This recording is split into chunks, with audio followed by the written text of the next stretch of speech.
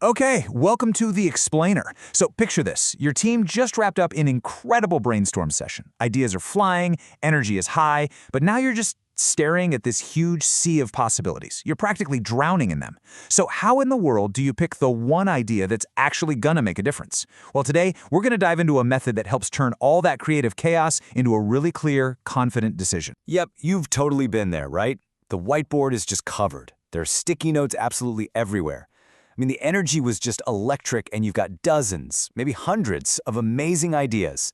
And then, poof, the energy just kind of deflates. The room gets quiet, and everyone's thinking the same thing. Now what? How do you possibly choose just one? And that right there, that's the moment of creative chaos. It's like your whole team is standing at the bottom of this giant mountain of ideas, looking up, with absolutely no path forward. And this is the danger zone. It's where brilliant ideas go to die, and all that great momentum just fizzles out. This is when it hits you. The real work is only just starting. You know, generating ideas, that's the fun part. The real challenge, the critical part, is choosing the right one.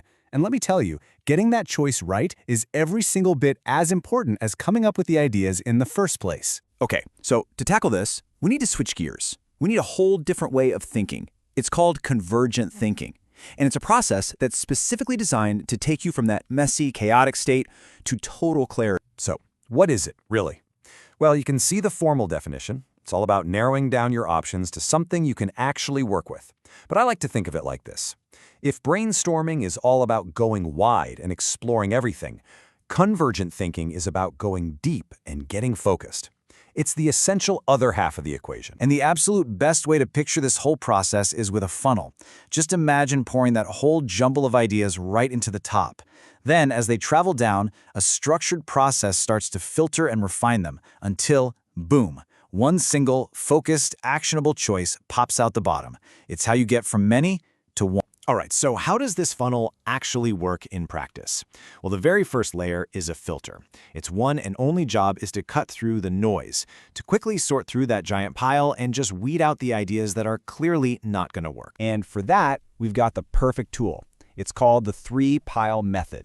And it is a shockingly simple but super effective technique for slashing that long list of ideas by sorting them into just three clear categories. Here's how you do it.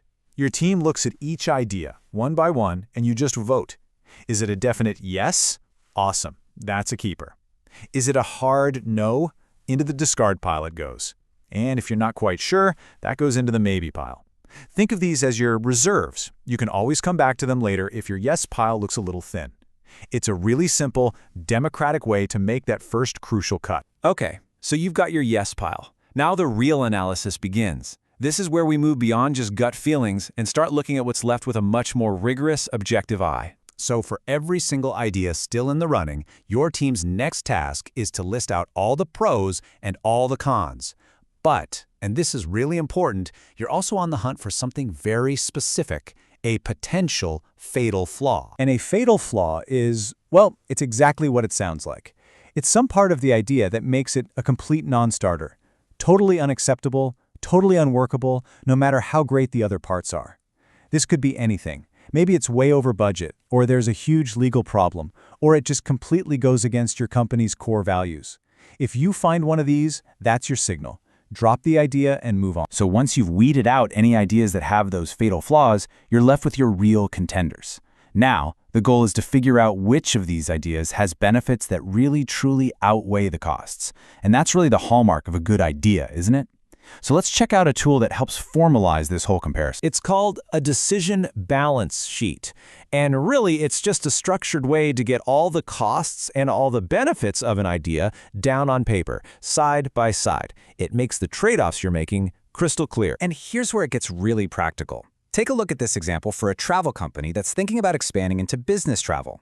On one side, you see all the potential gains, a bigger customer base, new revenue streams, awesome. But on the other side, you see the potential losses. It might detract from their current customers. It's definitely going to increase expenses. When you lay it all out like this, it just forces the team to have a much more honest and objective conversation. But you know, decisions never happen in a vacuum, right?